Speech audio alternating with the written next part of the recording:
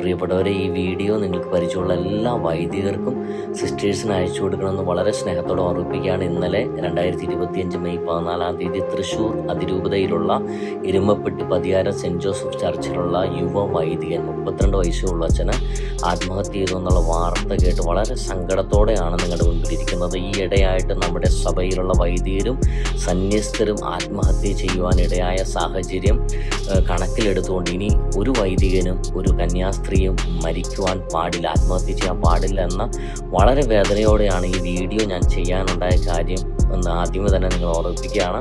Maximum അതുകൊണ്ട് തന്നെ നിങ്ങൾക്ക് പരിചയമുള്ള എല്ലാ വൈദികർക്കും സന്യസ്തർക്ക് അൽമായർക്കും നിങ്ങളിത് അയച്ചു കൊടുക്കണം.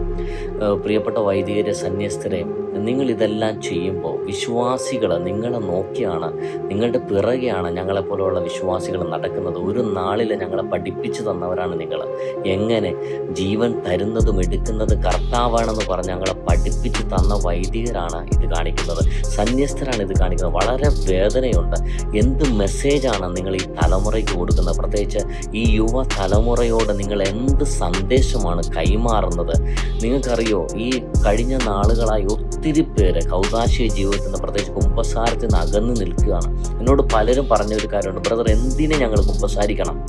അവരെക്കാളും നല്ലവരല്ലേ ഞങ്ങൾ? ഈ വൈദികരെക്കാളും ഈ സന്യസ്തരെക്കാളും നല്ലവരല്ലേ ഞങ്ങൾ? അവരോട് കർത്താവിൻ്റെ സ്നേഹത്തെക്കുറിച്ചും വൈദികരെക്കുറിച്ചും സഭയെക്കുറിച്ചും സഭയുടെ നന്മയെക്കുറിച്ചൊക്കെ എത്രയോ മണിക്കൂറുകൾ പറഞ്ഞു കൊടുത്താണ് വീണ്ടും അവരെ കുമ്പസാര കൂട്ടിലേക്ക് കൊണ്ടുപോയത്, അവരെ തിരികെ കൊണ്ടുവന്നു. ഇന്ന് അവർ സഭാത്മകമായ ജീവിതം നയിക്കുന്നു. ഒത്തിരി സന്തോഷമുണ്ട്, ഒത്തിരി പേരെ അങ്ങനെ കൊണ്ടുവരാൻ വേണ്ടി പറ്റി. പക്ഷേ ഇന്ന് മനസ്സിലാക്കണം, ഒരുപാട് പേര് ദൈവത്തിൽ നിന്നും വിശ്വാസ ജീവിതത്തിൽ നിന്നും സഭാത്മക ജീവിതത്തിൽ നിന്നും പുറംതിരിഞ്ഞു പോവുകയാണ്.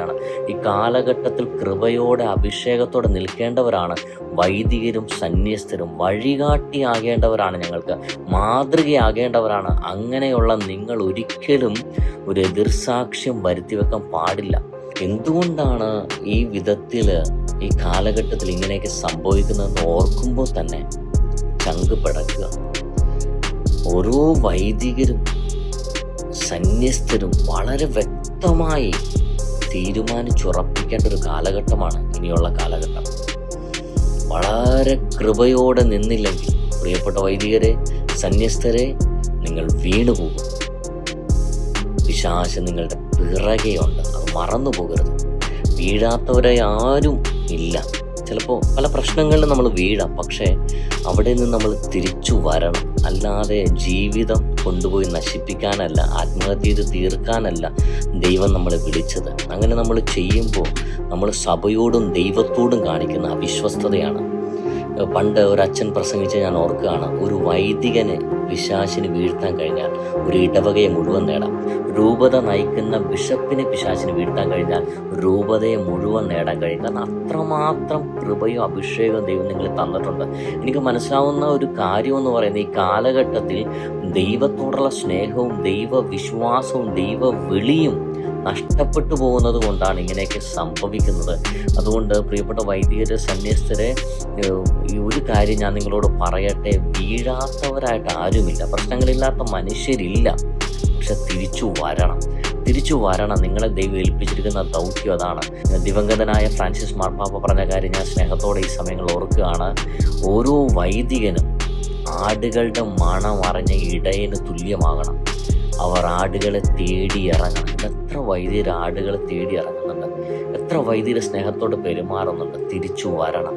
ആ പഴയ നമ്മുടെ സഭയുടെ പാരമ്പര്യത്തിലേക്ക് എൻ്റെ പ്രിയപ്പെട്ട വൈദികരും സന്യസ്തരെ തിരിച്ചു വരണം. ഏറെ വേദനയോടെയാണ് ഈ വീഡിയോ നിങ്ങളുടെ മുൻപിൽ പങ്കുവയ്ക്കുന്നത്.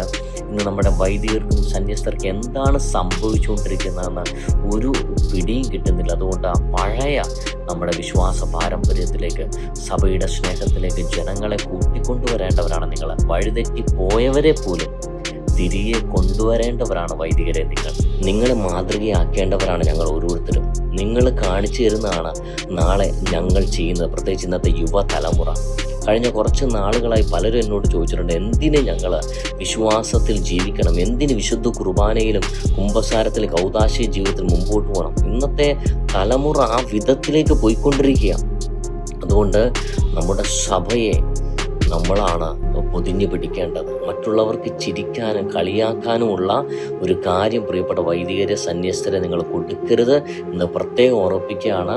ഇതിലെല്ലാം ഉപരി ദൈവത്തോടുള്ള വിശ്വാസവും നിങ്ങൾക്ക് ദൈവം തന്നിരിക്കുന്ന ദൈവ വിളിയിലും പൂർണ്ണ ബോധ്യത്തോടെ ഉറച്ചു നിൽക്കണമെന്ന് പ്രത്യേകം നിങ്ങളെ ഓർപ്പിക്കുകയാണ്. അതുപോലെ തന്നെ മറ്റു പല സഹോദരങ്ങളോട് എനിക്ക് പറയാനുള്ളത്, ഇങ്ങനെയുള്ള സഭയുടെ കാര്യങ്ങൾ വാർത്തകൾ വരുമ്പോൾ നെഗറ്റീവ് കമൻറ്റുകളോ അത് പലർക്ക് ഷെയർ ചെയ്ത് കൊടുത്തോ സഭയെ അപമാനിക്കാൻ നമ്മൾ ശ്രമിക്കരുത്. നമ്മൾ സഭയെ പൊതിഞ്ഞു പിടിക്കണം.